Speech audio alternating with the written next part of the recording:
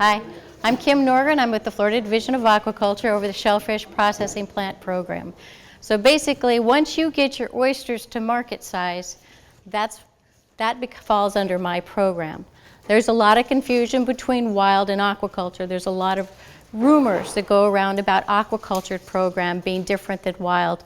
And I just want to work with you to let you know there's very little difference. And what you will have to anticipate when you move forward with it. So how many of you have not seen the Harvester Education Training Program? Well, we've got a couple. They got a treat lined up for them. The Harvester Education Training Program, so if you've done it for your SPLs, for your oyster endorsement, you've done it. So I'd be surprised if there's very few people here that haven't done it, but it's also tied to an AQ certificate of registration. It won't be issued. You have to print it out and send it in with your renewal forms. We open the door for the next year, April 1st of every year, so you can always start in April to get your certificate so it's ready to be sent in with your renewal package or your application. There's links on our website and links at FWC that will take you to the Shellfish Harvest Area training if you haven't already done so. So for those of you who have done the training, you know all product, aquacultured or wild, has to go to a certified dealer. As aquaculturists, just because you're bringing it in doesn't mean you can go to a restaurant or to a seafood market. And those of you who have done the training are very familiar with or recognize that the Shellfish program was set up to help mitigate issues that come with pathogenic organisms that lead to illness when shellfish are consumed raw. Because especially for the pathogen Vibrio, the Vibrio species are naturally abundant in the Gulf waters and they multiply rapidly as the temperature increases. We have a lot of cases that are just from wound exposure itself, but you can also get it from the consumption of shellfish, which leads Florida to have a Vibrio control management plan. For those of you that have wild harvested oysters, you're very familiar with this, but now aquaculturists also have to meet these same strict time temperature guidelines. This means that the oysters must be in a cooler, not on the way, not at the dock, in the cooler at 11 o'clock in the morning in the summer months, our Vibrio control months. On the transitional months of April and October, they can be in by 1 o'clock, and then the rest of the year, it's at 5 o'clock. So it's the same as the wild harvest.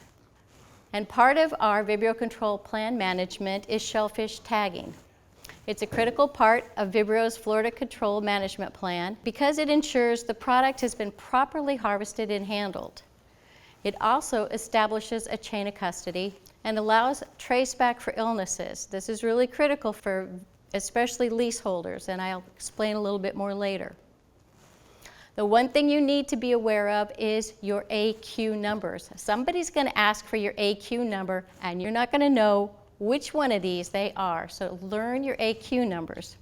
There's the aquaculture certificate number. This goes with who owns the lease, what name it's in. The aquaculture lease number is the lease that's assigned to that AQ certificate number, and you have a parcel number that's specific to that parcel. Now the reason this is important is because your tags are going to be different than you filled them out before if you've done oyster harvesting. You no longer can use your SPLs. When you do aquaculture, you are no longer a wild resource. You are now a farmed product. So you're not part of the natural resource, so you can't use your SPL numbers. So your harvester AQ was who the lease belonged to goes up here as the harvester's AQ number. Your specific lease or parcel number goes down here on this line. You still have to include 1642 or whatever harvest area you took them out of. You still have to fill it out as normally. But depending on how you harvest, sometimes aquaculturists just dump them in baskets. They dump their cages into a basket. They don't put it into a bag. And they'll just bulk tag everything. So you have one tag for the entire boat. Wild harvesters can't do this. But if you do that, you also have to identify what dealer you're taking them to. You can't just have a bulk tag and drive up and down the road to find somebody to buy them. You already have to know who they're going to.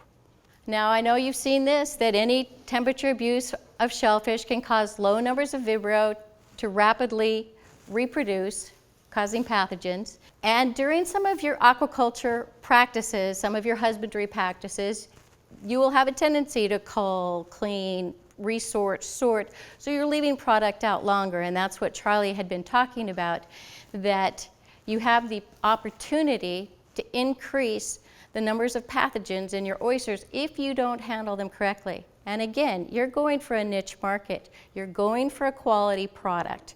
You don't want it traced back to you, because illness investigations are reported nationally. They're mandated to be reported nationally. So that means that the guy in Kentucky who gets sick is going to identify the restaurant in Miami that he ate him at, and we're going to be notified of that Miami restaurant and find out where those oysters came from. We trace them all over the nation all the time. So they will trace it back. You're thinking of your quality product, you want to handle it well, so hopefully it's not traced to you, or not too often. Because these investigations require multiple agencies to be involved. The restaurants, the seafood markets are investigated, the tags, the invoices, and that all traces back to harvest area and lease numbers, the harvester, the aquaculturist, and the dealers.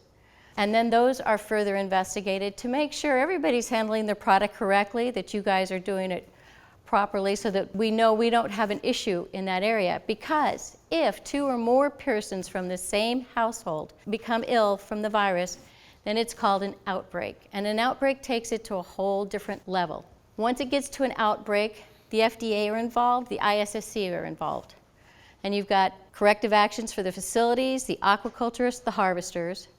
And these might include product recalls, facility sanctions, facility closures, and harvest area closures may be permanent. If the illness turns out to be something that we haven't had before, in Texas they had a Vibrio parahemolyticus outbreak, shut the entire harvest area down for more than a year, and the only way they got it open was when their state legislators went to court against the FDA and forced them to open it. So if we don't have an easy opening, that area stays closed. The FDA will close it down. As some of you know, once you close a harvest area, it's economically devastating for everybody associated with it. The shuckers, the harvesters, the shippers. And some of you might have actually been here when this happened in Apalachicola in 2011, when there was a Vibrio cholera outbreak. It shut the bay down for 2 weeks. It could have been longer. Fortunately, Florida got it down to 2 weeks. There was a tremendous recall. Everything up to frozen oysters were recalled from the market. It was very devastating. It was economically devastating. They finally got it open, though, so they were fortunate after only 2 weeks. Another one that's very critical for the leases is this Norovirus. I don't know how many of you are familiar with it. It's really what you hear on the cruise ships, you know? Suddenly the cruise ship has 300 people sick with Norovirus. Well, it's easily transmitted from person to person, but what's really been difficult is on the leases. Out in the wild, when you're kind of moving around, it's easily passed along by somebody throwing up or not using a sanitary facility on the boat, and it gets on the harvest area. Well, normally, if you're out going from one area to another, it might dissipate, but in a lease, you're coming right back to that lease. That means if somebody throws up over the side of the boat, they're throwing up into your oysters, and those oysters will hold that virus. It's not killed by freezing, and it's not killed by most cooking methods. It's going to stay in that oyster. So multiple leases, giant leases in both Louisiana and Texas have been shut down